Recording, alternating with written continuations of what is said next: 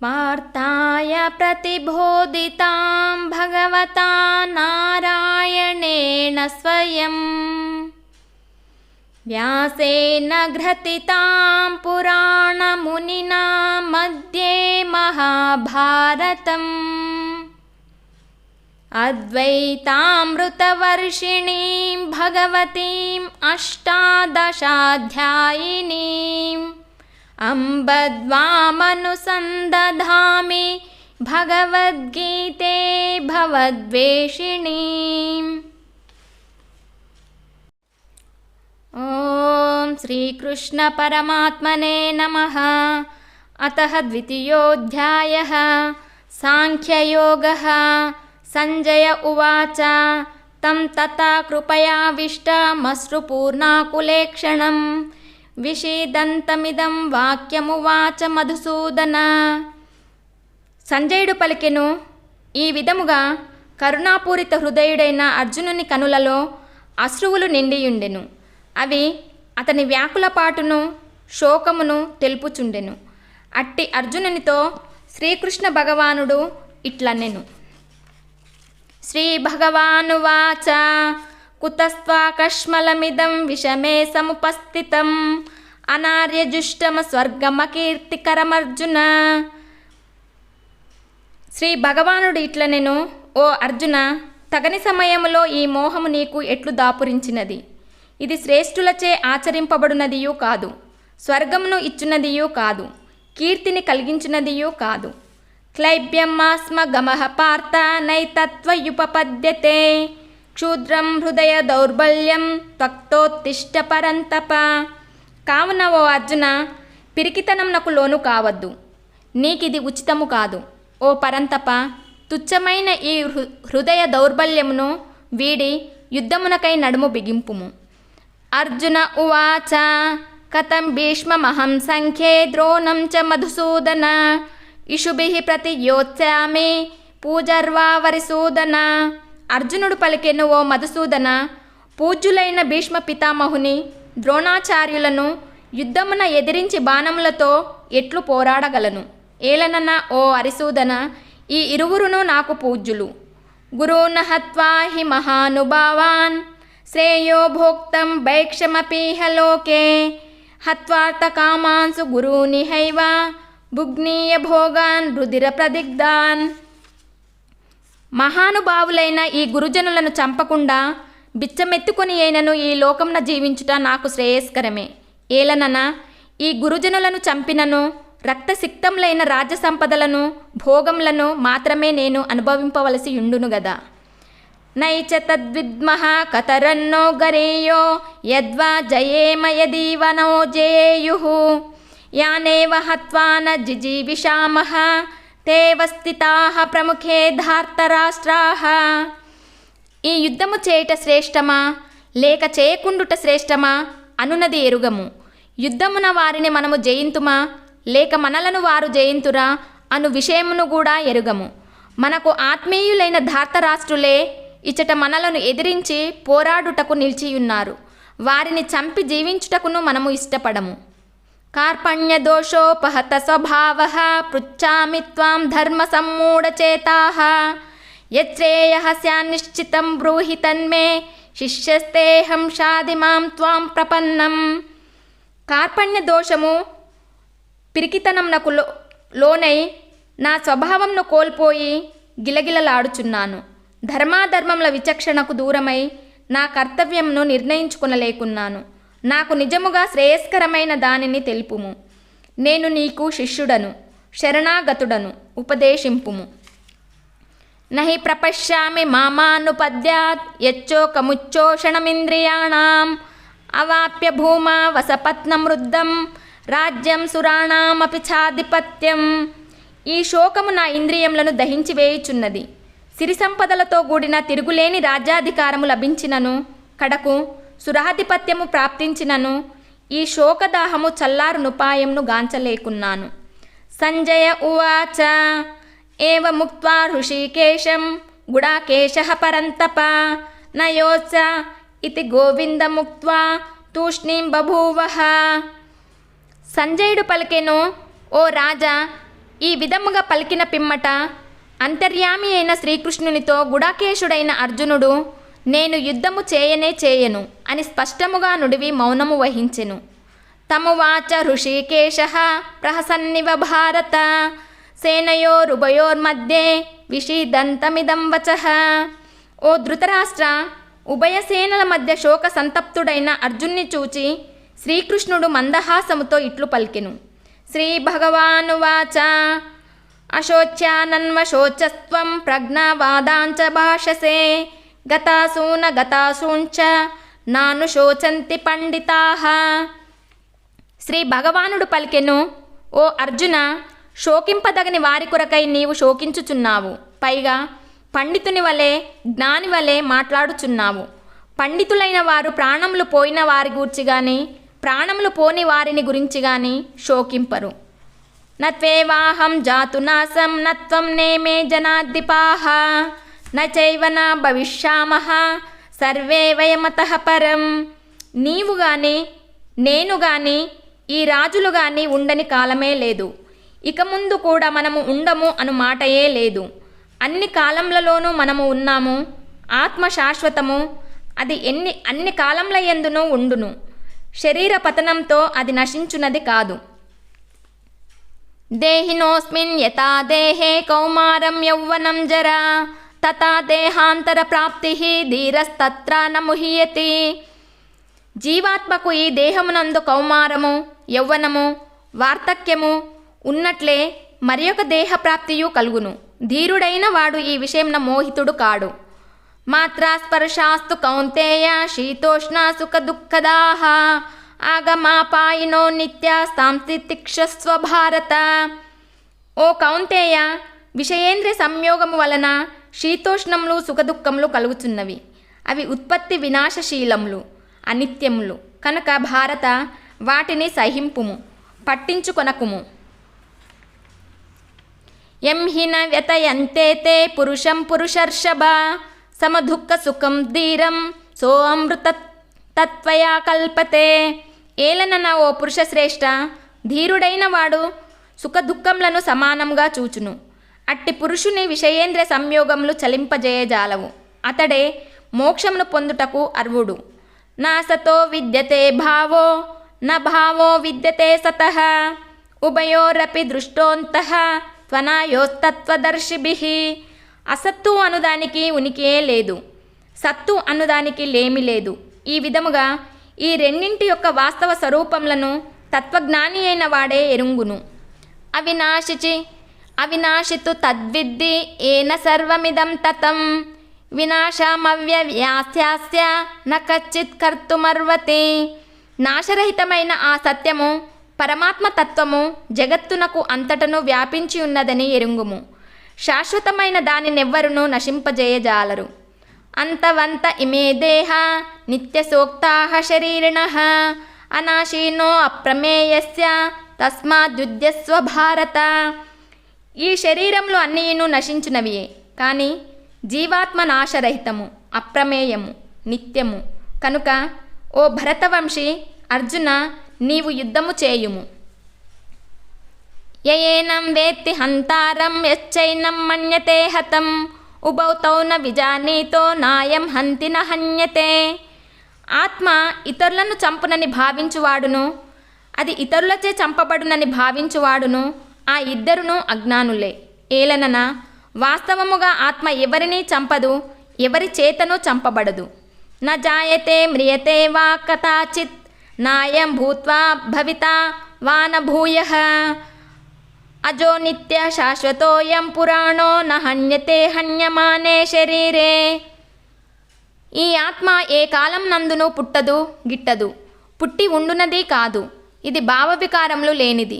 ఉత్పత్తి, అస్తిత్వము, వృద్ధి, విపరిణామము, అపక్షయము, వినాశము అను 6 భావ వికారములు. ఇది అజన్మ, నిత్యము, శాశ్వతము, పురాతనము. శరీరము చంపబడినను ఇది చావదు. వేద వినాశినం నిత్యం యా ఏనమజమవ్యయం కథం స పురుషః పార్థ కం ఘాతయతి హంతికం.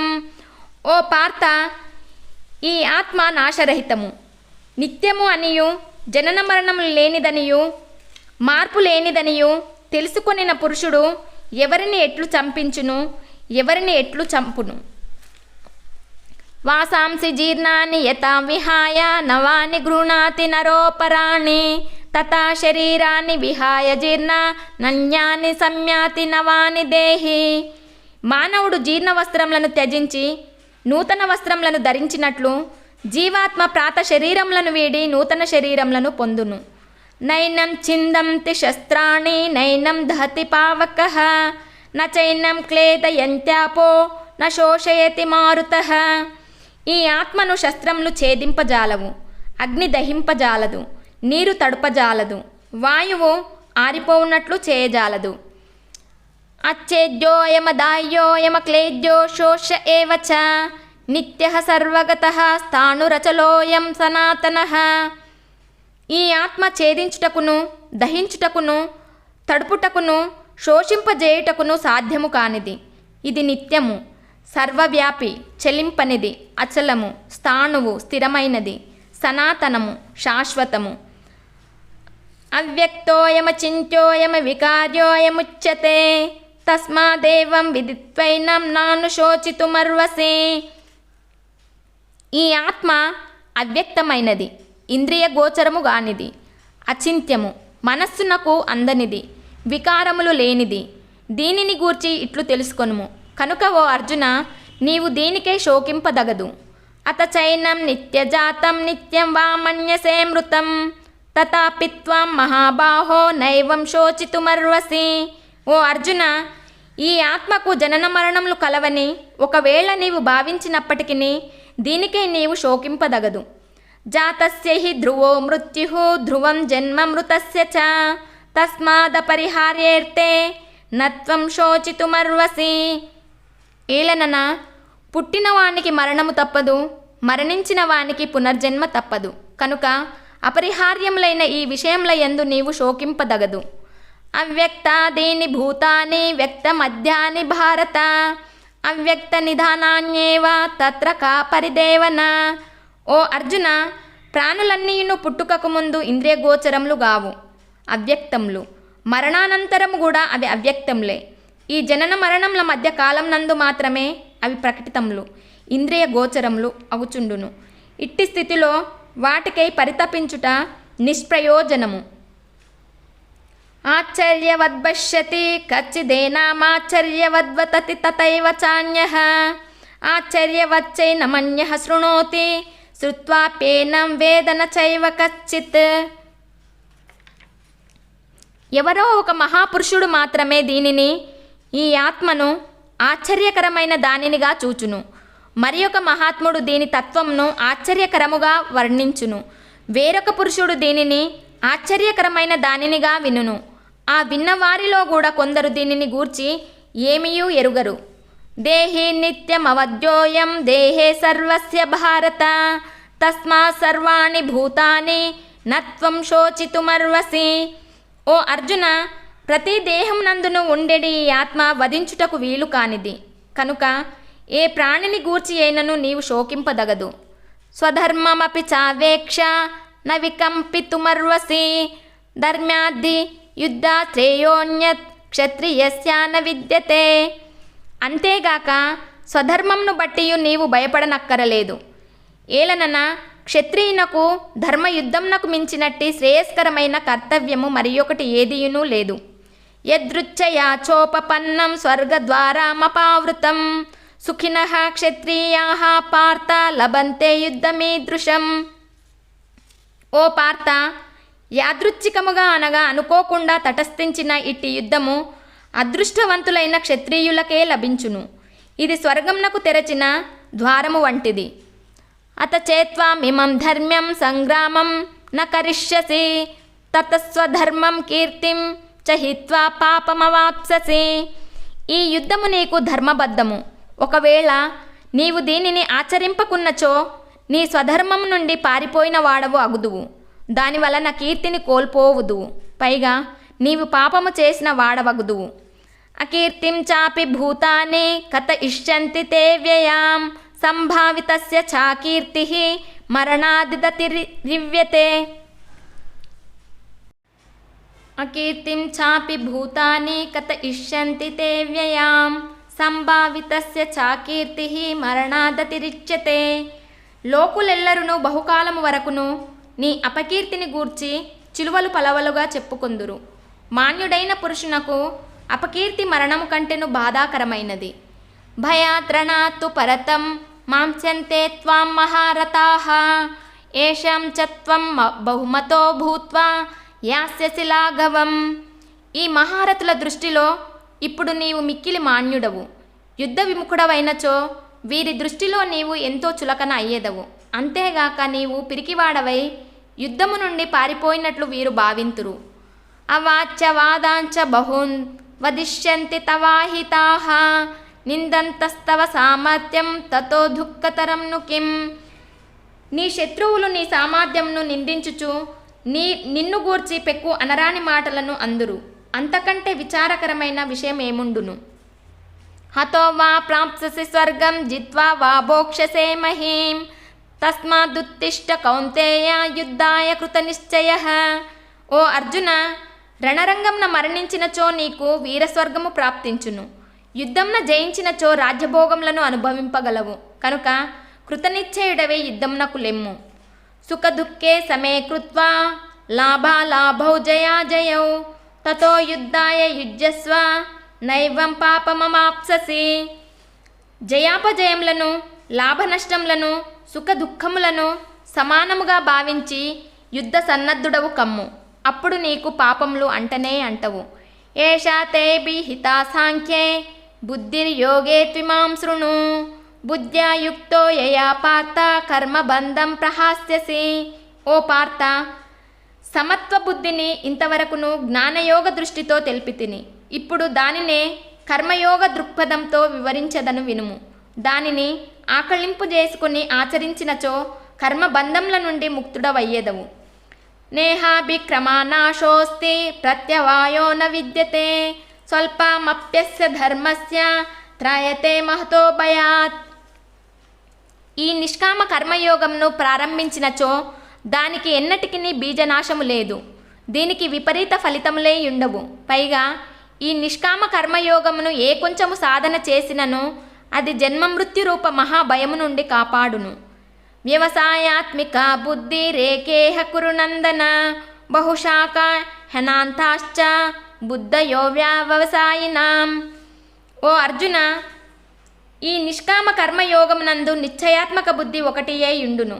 కానీ భోగాసక్తులైన వివేకహీనుల బుద్ధులు చంచలములై ఒక దారి తెన్ను లేక కోరికల వెంట నలువైపులా పరుగులు తీయుచు అనంతములుగా నుండును.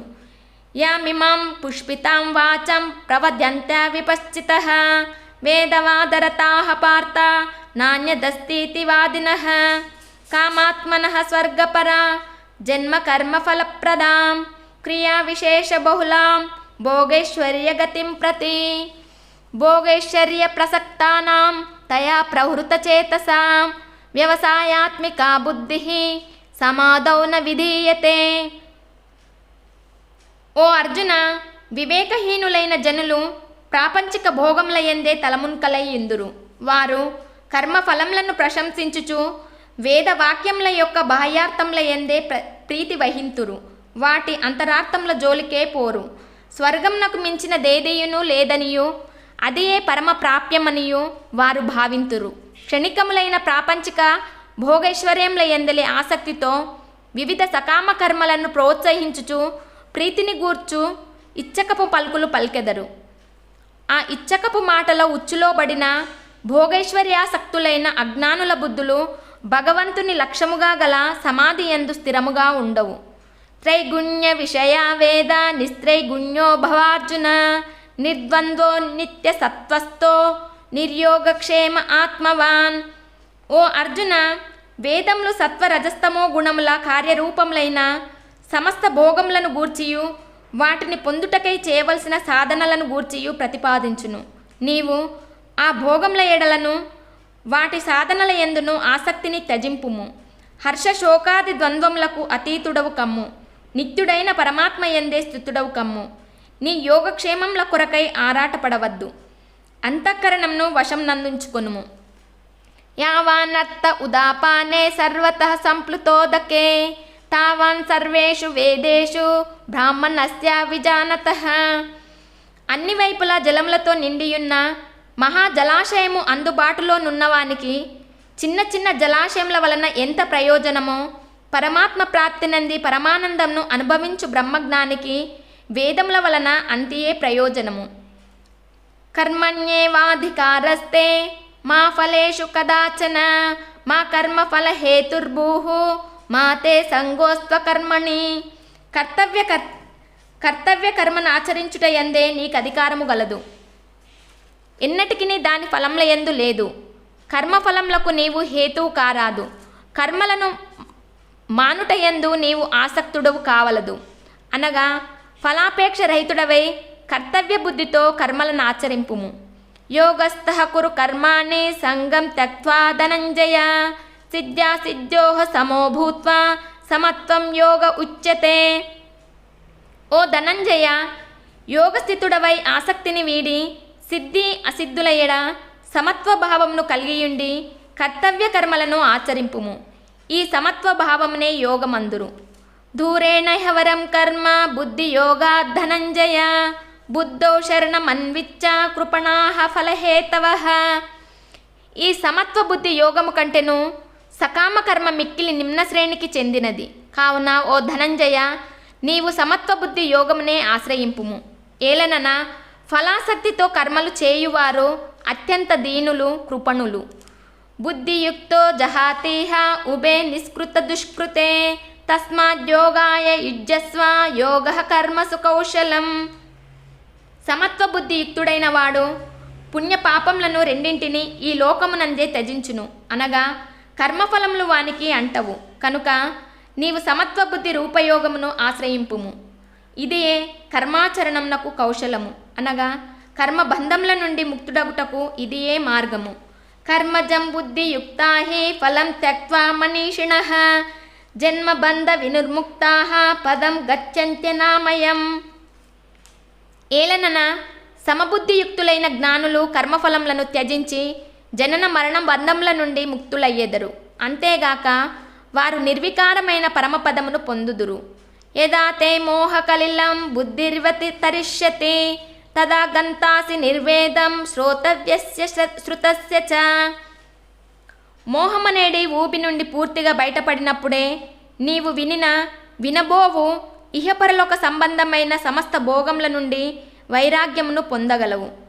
శృతి విప్రతిపన్నాతే యదా స్థాస్యతి నిశ్చల సమాధావచల బుద్ధిస్తదా యోగమవాప్ససి. నానా విధములైన మాటలను వినుట వలన విచలితమైన అయోమయంనకు గురి అయిన నీ బుద్ధి పరమాత్మయందు నిశ్చలముగా స్థిరముగా ఉన్నప్పుడే నీవు ఈ యోగమును పొందగలవు.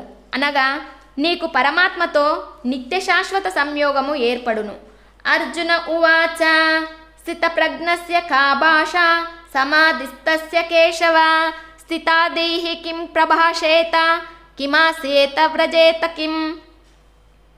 అర్జునుడు పలికెను, ఓ కేశవ, సమాధి స్థితుడై పరమాత్మ ప్రాప్తి నందిన స్థితప్రజ్ఞుని యొక్క లక్షణం లెవ్వి. అతడు ఎట్లు భాషించును, ఎట్లు కూర్చొనును, ఎట్లు నడుచును.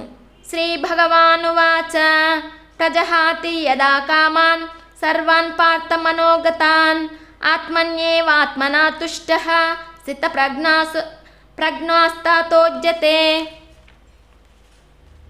శ్రీ భగవానుడు పలికెను, ఓ అర్జున, మనస్సునందలి కోరికలన్నీను పూర్తిగా తొలగిపోయి ఆత్మ ద్వారా ఆత్మయందు సంతుష్టుడైన వానిని, అనగా పరమాత్మ సంయోగం వలన ఆత్మానందంను పొందిన వానిని స్థితప్రజ్ఞుడని అందురు. దుఃఖేష్వానుద్విగ్నమనాః సుఖేషు విగత స్పృహాః వీతరాగ భయక్రోధః స్థితధీర్మునిరుచ్యతే.